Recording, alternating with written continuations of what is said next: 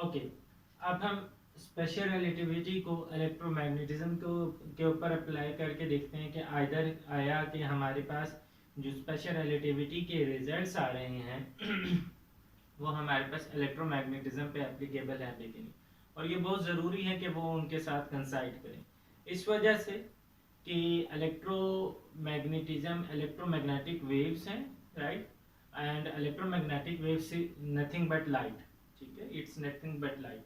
Because ये हम सिर्फ लाइट की बात और स्पेशल रिलेटिविटी में हम लाइट की बात करें तो इलेक्ट्रोमैग्नेटिज्म जो है वो हमारे पास एप्लीकेबल होनी चाहिए या कंपैटिबल होनी चाहिए स्पेशल रिलेटिविटी के साथ। ओके, सो इलेक्ट्रोमैग्नेटिज्म का पार्ट शुरू करें और इनमें सबसे पहला जो हम सेक्शन कर रहे हैं वो हम कर रहे हैं फोर करंट डेंसिटी।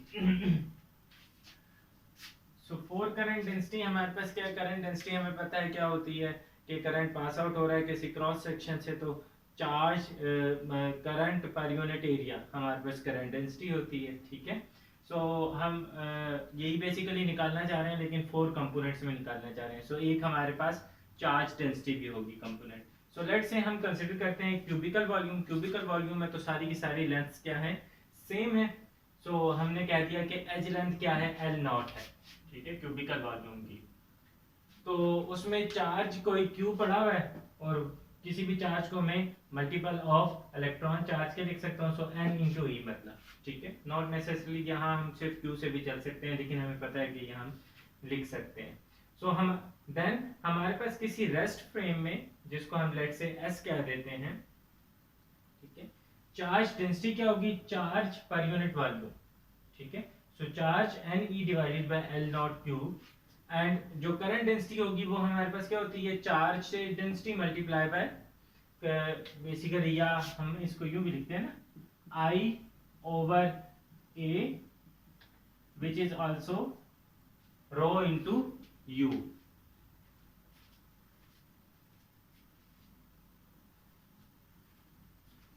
मतलब कि charge density multiply by speed of the charges, ठीक है।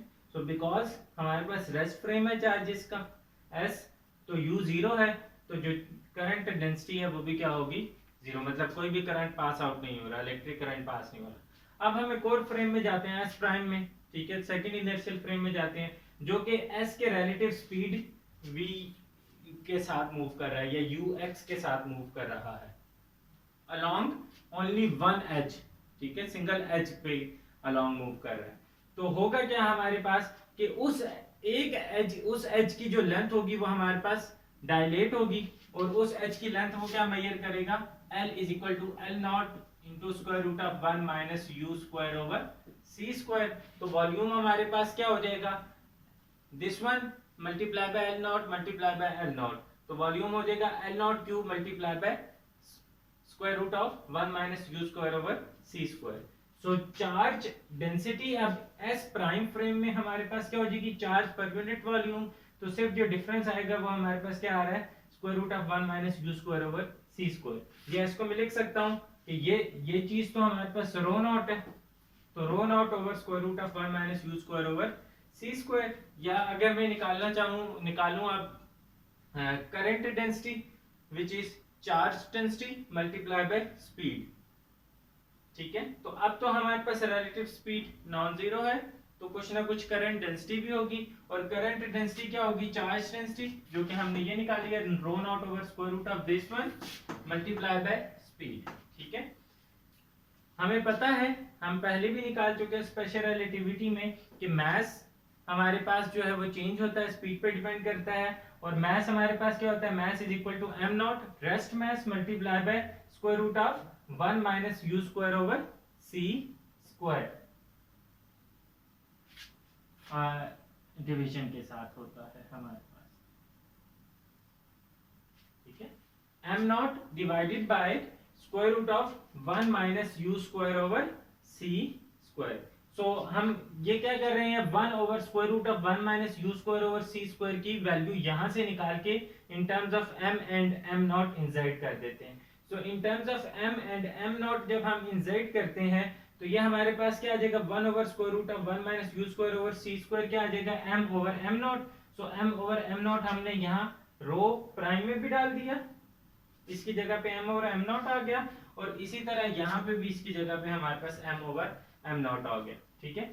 So rho prime is equal to rho naught over m naught multiply by mass, varying mass, and J prime current density is equal to rho naught over m naught into m into u prime। m into u prime ये तो simply हमें पता है ये क्या होता है, right, ये हमारे पास मोमेंटम होता है। तो ये हमारे पास क्या हो गया, rho naught over m naught into momentum. और इसको अगर मैं कंपोनेंट्स में लिखूं तो सिंपली jx px के साथ आ गया, jy py के साथ आ गया, jz pz के साथ आ गया। सो अब बेसिकली हमारा एम क्या था ये सब कुछ करने का, कि हम किसी तरह जो करंट डेंसिटी है ये जो है प्राइम्स वाले वो मैं इन टर्म्स ऑफ नॉन प्राइम्स के लिख सकूं, ठीक है।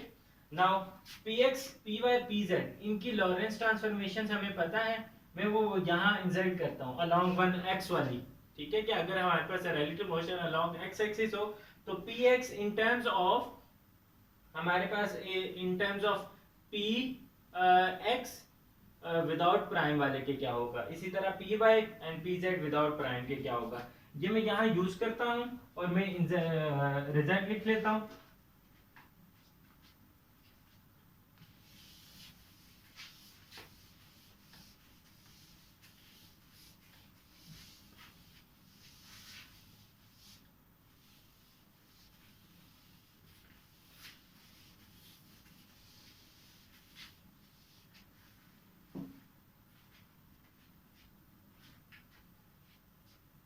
So जो using Lorentz momentum transformations,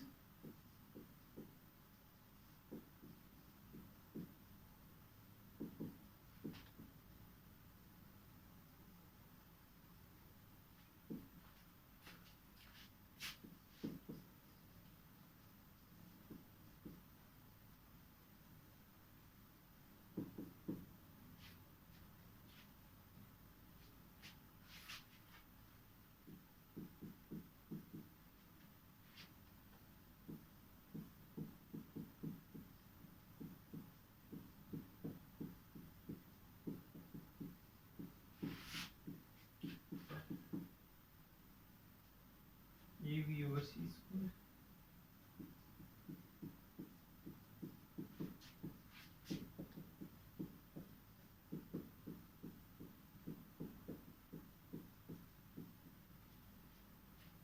ठीक है। ये हम यूज करें तो हमारे पास सिंपली मैं इसको अब रिटर्न लगाऊं या आप लोगों ने इसको ये सिंपल कुछ स्टेप्स हैं ये करने हैं। तो हमारे पास आ क्या जाएगा कि rho prime would come out to be gamma into rho minus v jx over c square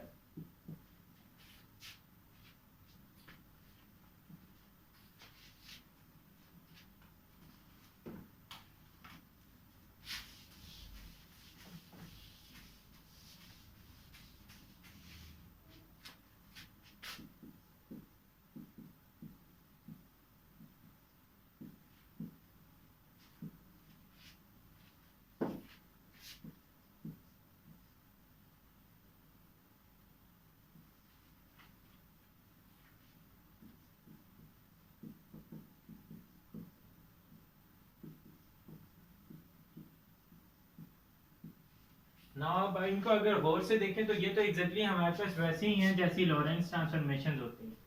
इसका मतलब है कि बेसिकली मैं डिफाइन कर सकता हूं एक फोर वेक्टर जे म्यू जिसको हम फोर करंट कहेंगे और उसके कंपोनेंट्स क्या होंगे, जीरो कंपोनेंट हमारे पास क्या बन जाएगा, डेंसिटी, चार्ज डेंसिटी, और बाकी हमारे पास क्या बन जाएंगे, करंट डेंसिटी, ठीक है। तो जे म्यू हमारे पास क्या होगा, रो इंटू सी, सी मतलब हम क्यों लगा रहे हैं, यूनिट्स को कंसिस्टेंट रखने के लिए, then J X, J Y and J Z.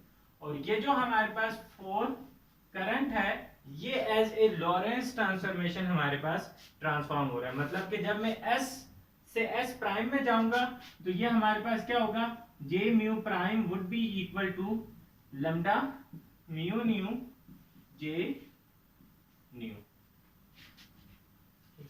या अगर मैं, ये हम क्या कर रहे हैं, एस से प्राइम वाले में जा रहे हैं, और प्राइम वाले से अगर हम रिवर्स करके आए और जे न्यू प्राइम वाले से हम आ रहे हैं, तो वो हमारे पास क्या होगी, लैम्डा -1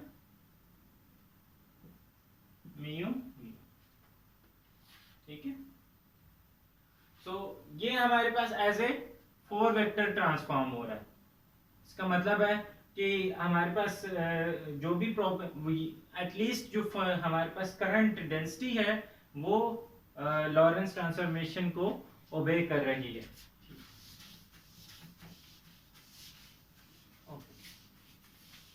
नाउ करंट डेंसिटी का एक कॉन्सिक्वेंस होता है, उसको हम चेक कर लेते हैं कि वो भी हमारे पास हो रहा है फॉलो के नहीं हो रहा।